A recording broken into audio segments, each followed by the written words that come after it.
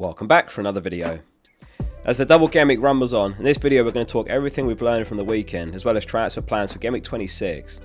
If you enjoy this type of content then make sure you subscribe and let us know in the comments how many points you're on so far. So Liverpool 4, Brentford 1 to kick off the game week. A dramatic watch if you had players involved, or even if you didn't to be honest. No clean sheet, it was Kelleher in goal due to Alisson's hamstring injury and Bradley got the start and right back. Darwin opened proceedings with an outrageous chip shot, assisted by Jota. It was looking like a great start to the game week if you had either of these players or both, but in the end a terrible game, injury-wise for Liverpool anyway. Jones off in the 34th minute, Jota off injured in the 44th minute, and Darwin off at half-time.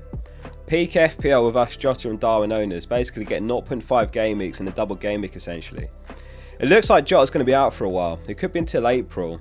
And Darwin reportedly could miss the League Cup final, which would rule him out of the double game week fixture as well. So Salah made a return earlier than planned.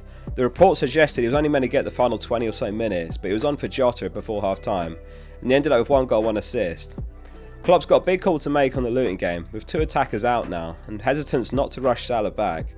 It wouldn't be surprising if he's on the bench again. Diaz got an assist, and now he looks a certainty to start against Luton, so fair play if he picked him up. Probably be Gakpo that starts as well. Arsenal's form continued with a 5-0 win over Burnley away. As it stands, an absolute ton of single game week players comfortably outscoring the double game weekers, bar Salah really, who's on 11 points. Saka with 15 points, Trossard with 11 here, and Odegaard with 14. Another clean sheet as well, Arsenal's 10th of the season. Saka's 5.05 expected goal involvement's highest in the league over the last 4 game weeks, Darwin is second with 3.78. 49 points over that run is also top in the league for Saka. Watkins in second with 40. Taylor returned from injury and he came on the 61st minute. He could be a saviour for those struggling to scrape 11 players out for Game Week 26. So on the note of Watkins, Villa defeated Fulham 2-1 thanks to Watkins' brace. Another single game week haul, 13 points there for him. You'd imagine he's got to be the most transferred in player before Game Week 26, given that he doesn't blank, he plays Forest and he's in form. Well, you'd be wrong, because over 100,000 have transferred Salah in before his blank game week. I guess a lot of managers don't know he doesn't play this week.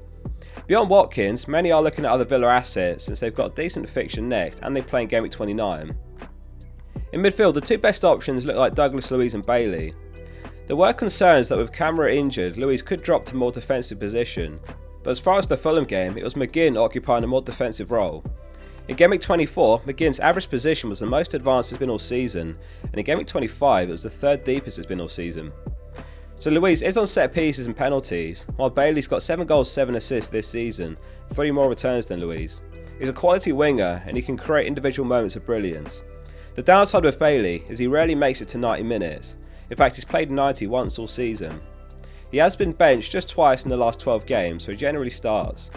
In defence, Pau Torres probably looks the best pick, but given Camara, Konsa and Diego Carlos are injured, they might struggle for clean sheets. Another team struggling for clean sheets is Newcastle, who drew 2-2 with Bournemouth thanks to a goal and an assist from Solanke. If he's not on your team at the moment, make sure you've got a plan for him, whether it's buying him now or Game Week 27 or 28. It is unfortunate that Bournemouth have got City next, because a popular transfer this week is going to be selling Darwin for Solanke, given the upcoming double for Bournemouth.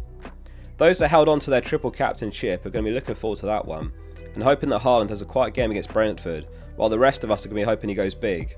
Solanke's 1.95 expected goal involvement was the highest of all players on the weekend.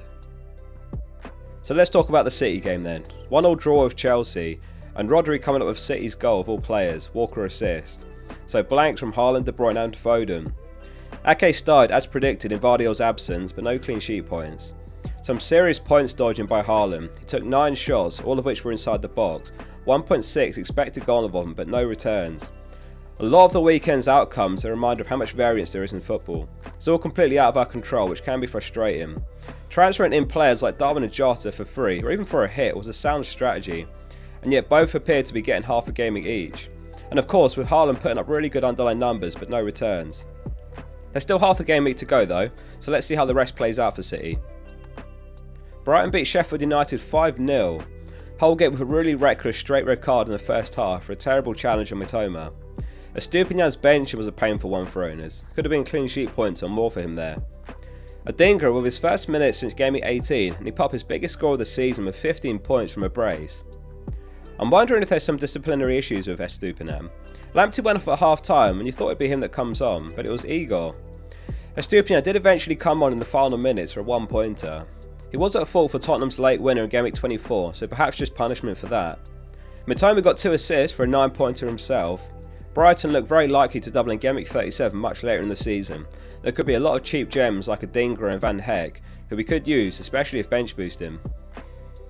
More bad luck with injuries if you had Adebayo. Luton were defeated 2-1 against Man United, with Adebayo getting injured in the warm-up.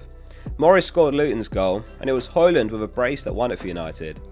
After 14 Premier League games without a goal for him, Højlund's put up 55 points in his last 6 games, from 7 goals and 2 assists.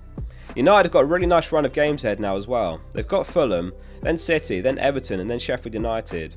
However, that Sheffield United home game's got a decent chance of becoming a blank in 29. Before the Game Week 27 deadline, we'll know which teams are and aren't playing in Game Week 29. Garnacho assisted Højlund. That's the 8th return of the season for the 5mm mid. Shaw went off at half-time with a possible injury, as did Maguire. So looking ahead then, here's how the team's shaping up for Game Week 26. Ederson in goal, a bit part defence now with Saliba, Estupiñán and Pinnock. Saka, Foden and Gordon in midfield, Solanke and Haaland up top. So as it stands, I've got 9 players, or it's actually 8 now after Pinnock's injury. Unbelievable time in that one. Pinnock rarely misses a game, and now of all times he's out for a couple of weeks reportedly. The plan was to take a -4 to field 11 players, but now it's going to have to be 10 players. So looking at the next few weeks, there's 2 paths I'm looking at. The first path is to make the best possible transfers for the next 3 game weeks and then free hit Game Week 29. For example, Jota to Hwang and Darwin to Watkins this week. Hwang's home to Sheffield United next game week and he's on pens in Cunha's absence. And in Game Week 28 you could bring in a couple of Bournemouth players who've got an unreal double game week and then free hit Game Week 29. The second path is to make a more sensible transfer to keep the options open this week. Villa definitely playing Game Week 29, so Bailey or Douglas Luiz are both options instead of Hwang. And then it would be something like Foden to Son in Game Week 27. And if Luton don't blank in Game Week 29, they'll get a couple of Luton assets for their double, like Doughty and Barkley. However, if Luton blank, then free hit 29 is definitely back on the cards. Because instead, you could get Bournemouth players who are better picks for Game Week 28, and you could avoid a hit or 2 in Game Week 29 to get 11 players out. At least in my case anyway. Because as it stands, I'll have 8 players in Game Week 29 before hits. The current transfer plan is to take the sensible route, which would be to buy Douglas Luiz and Watkins for Jota and Darwin. It would be a -4 here, and I'll have 10 players this week. The hope is that there'll be an FA Cup upset that will give me more players in 29. Here's the Game Week 29 blank percentages from FPL Spaceman. Luton do have about a 55% chance of playing in Game Week 29, along with Forest, so getting a couple of Luton assets in 28 works great if they don't blank.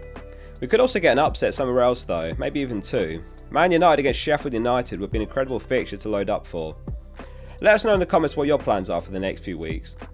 I've also not ruled out Wildcard in Game Week 27, as you can build a good team for double Game Week 28 and build for blank Game Week 29 and save some hits in the process. If you're looking to Wildcard soon, then Game Week 27 makes slightly more sense despite the blank this week, as we'll have the full picture in Game Week 29's blanks. There's lots more FPL content to come this week, so make sure you're subscribing. See you soon for the next one.